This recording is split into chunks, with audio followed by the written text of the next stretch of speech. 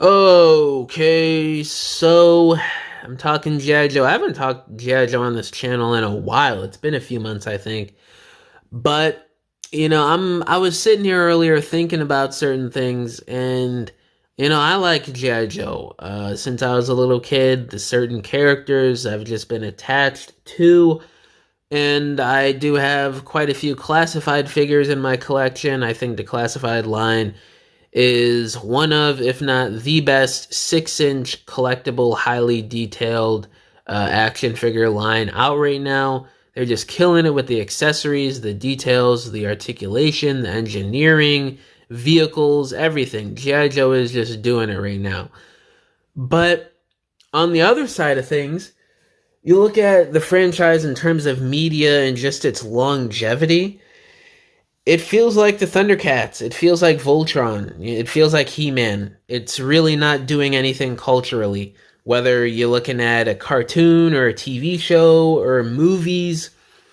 And this is what I fear Transformers could turn into in the next 5 to 10 years if Hasbro or Paramount or whatever just don't get their cards in check and just think and create something actually good that people want. Because G.I. Joe is in even a worse boat right now.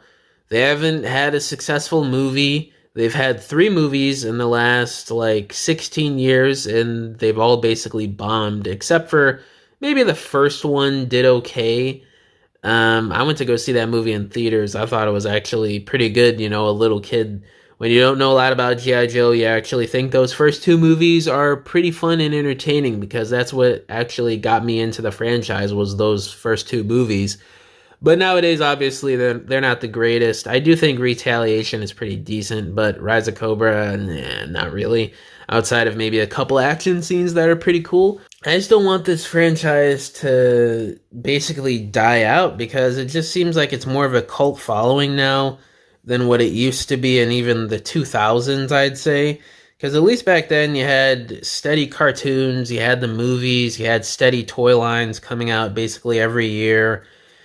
I mean, it took so long to get a G.I. Joe toy line off the ground again. It took like nearly 10 years, if I remember correctly, to get another consistent G.I. Joe toy line, which would be classified in, what was it, 2019 or 2020. The last one we got was in like 2013 or 2014 with the movie series, and I think there was like a mini toy line for one of the cartoons at the time or something. But yeah, I mean, it's just crazy that it's in this boat. But it's not really surprising because a lot of the fans are kind of stuck in their ways, like they want it to be the same. And, just military US propaganda isn't really as popular as it used to be. People are waking up to certain things that the country really isn't as bright and amazing as it used to seem 20, 30, 40 years ago.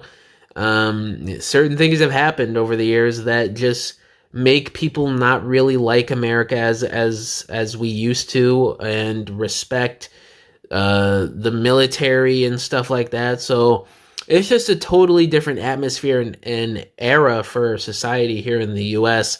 So it makes sense that not a lot of people would either care or like G.I. Joe, especially younger people around my age, or if you're a teenager or a little kid.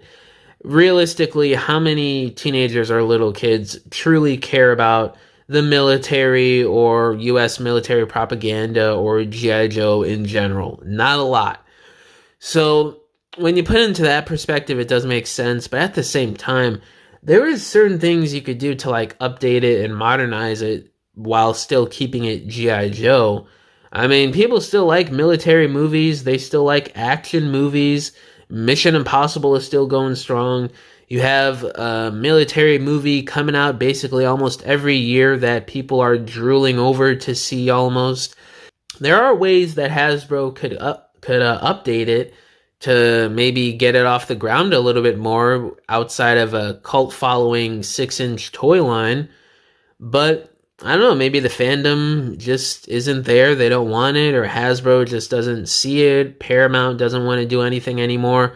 I mean, we were supposed to get that G.I. Joe Transformers crossover movie, but that seems to be in limbo since Rise of the Beast didn't do amazing, And especially since Transformers 1 basically failed last year, and the Snake Eyes movie bombed beyond belief a few years ago. I don't know what's going to happen. I mean, I think with the G.I. Joe movie, if that does happen, the crossover movie with Transformers, that would help the franchise a little bit because Transformers is still really huge despite some of the failures it's had the last like 7-8 years, I'd say.